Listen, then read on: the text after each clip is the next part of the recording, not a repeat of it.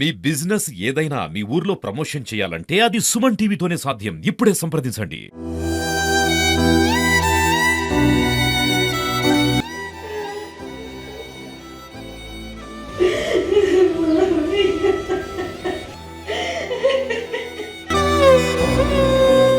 ప్రకృతి విలయతాండవానికి కోదాడ పట్టణం తలడిల్లిపోయింది. వరద ఉధృతి దాటికి ఎన్నో కుటుంబాలు అనాథలుగా మారాయి. ఇటు కోదాడ పట్టణంలో ఆస్తి నష్టంతో పాటు ప్రాణ నష్టం కూడా చాలా కుటుంబాల్లో తీవ్ర విషాదాన్ని నెలకొల్పింది. ప్రస్తుతం వరదలలో భోజనం కోసం వెళ్ళి వరదలలో చిక్కుకొని కారుతో సహా కొట్టుకుపోయి ప్రాణాలు విడిచిన నాగం రవి అనే వ్యాపారి ఇంట్లో ఉన్నాం. వాళ్ళ ఇంట్లో తీవ్ర పెద్ద దిక్కు నాగం రవి ఆ కుటుంబానికి పెద్ద దిక్కుగా ఉన్నారు. దీంతో ఆ కుటుంబం పూర్తిగా అనాథలాగా మారింది. ప్రస్తుతం నాగం రవి గారి ఇంట్లో ఉన్నాం. వారి కుటుంబ సభ్యులతో మాట్లాడే ప్రయత్నం చేద్దాం. మొత్తం కోదాడలో ఇద్దరు వ్యక్తులు ఈ వరదలలో ప్రాణాలు కోల్పోయారు. ప్రస్తుతం నాగం రవి వాళ్ళ ఇంట్లో వాళ్ళ కుటుంబంలో మాత్రం తీవ్ర విషాదాచారాలనుకున్నాయి. ఇద్దరు కుమారులు, ఒక భార్య, వీళ్ళందరూ కూడా నాగం రవి కష్టాజితం మిన్నే వాళ్ళంతా కూడా వాళ్ళంతా కూడా కుటుంబాన్ని చదువుతున్నారు. కుమారులు ఇద్దరు కూడా ఇప్పటికే ఉన్నత చదువులు బీటెక్ చదువుతుండగా వాళ్ళ భార్య చూడొచ్చు. మనము ఆ విషాద ఘటనను చూసుకుంటే మాత్రం మనము చూడొచ్చు. ఏదైతే భర్తను కోల్పోయి పుట్టెడు దుఃఖంలో మునిగి తేలి ఉన్న ఆ భార్యను చూస్తుంటే నిజంగా గుండె పైలిపోతుందని చెప్పుకోవచ్చు. ఆమె దుఃఖంలో మునిగిపోయిన పరిస్థితి కనబడతా ఉంది. నాగం రవి గారు అసలు చివరిసారిగా ఎప్పుడు ఇంట్లో నుంచి వెళ్ళారు అనే ఆమె మాటలను తీసుకుందాం. చెప్పమ్మా, మిమ్మల్ని ఇప్పుడు మాట్లాడిస్తున్నందుకు చాలా సారీ అమ్మ. మీకు నాగం రవి గారు అసలు ఎప్పుడు వెళ్ళారు ఇంట్లో నుంచి? ఆ రోజు ఎందుకు వెళ్ళాల్సి వచ్చింది బయటికి? ఆ రోజు బయటికి భోజనం తీసుకొచ్చుకుంటానని వెళ్ళారు. వెళ్ళిన మనిషి కార్లో వెళ్ళారు. ఇంట్లో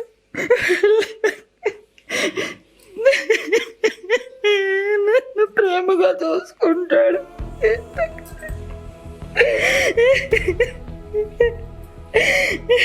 కాదు,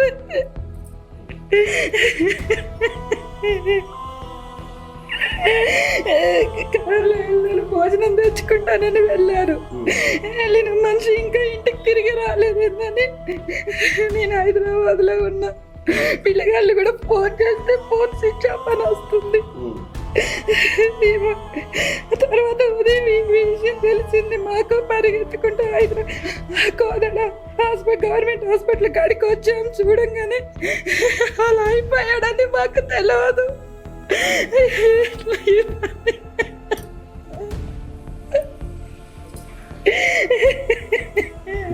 కన్నా భర్తను కోల్పోయి పుట్టెడు దుఃఖంలో కూడా ఆయన స్మృతులను నెమరవేసుకుంటూ తీవ్ర దుఃఖ సాగరంలో ఉంది. తన అంటే అమితంగా ఇష్టపడే తన భర్త ఇక లేడైన విషయాన్ని ఆ ఇల్లాలు మాత్రం ఇంకా జీర్ణించుకోలేక లేని పరిస్థితుల్లో అయితే పూర్తిగా ఉంది. ఆ రోజు వీళ్ళంతా కూడా తమ పిల్లల చదువుల కోసం హైదరాబాద్లో భార్య హైదరాబాద్ వెళ్ళడంతో అతను భోజనం కోసం అర్ధరాత్రి వరుణుడు బీభత్సంలో కూడా భోజనం కోసం బయటికి వెళ్ళి అకాల వరదలో తన కారుతో సహా కొట్టుకుపోయి జీవోత్సవంలో కారుతో సహా మార్నింగ్ వెలుగు చూశాడు. ప్రస్తుతం వీళ్ళంతా కూడా పుట్టెడు దుఃఖంలో ఉన్నారు. తమ పెద్ద దిక్కును కోల్పోయామనే ఒక వర్ణించలేని ఒక వేదనలో మాత్రం వాళ్ళంతా కూడా తీవ్రంగా ఇబ్బందులు పడుతూ ఉన్నారు. ప్రస్తుతం రవి ఏదైతే మరణాంతరం జరిగే కార్యక్రమాలు ఉంటాయో ఆ కార్యక్రమాల కోసం వీళ్ళంతా కూడా సిద్ధమవుతున్న పరిస్థితి ఉంది. తన భార్య స్మృతులను, తన భర్తతో ఉన్న స్మృతులను నెమరవేసుకుంటూ వాళ్ళంతా తీవ్రంగా దుఃఖసాగరంలో మునుగుతున్న పరిస్థితి కనబడతా ఉంది. ఈ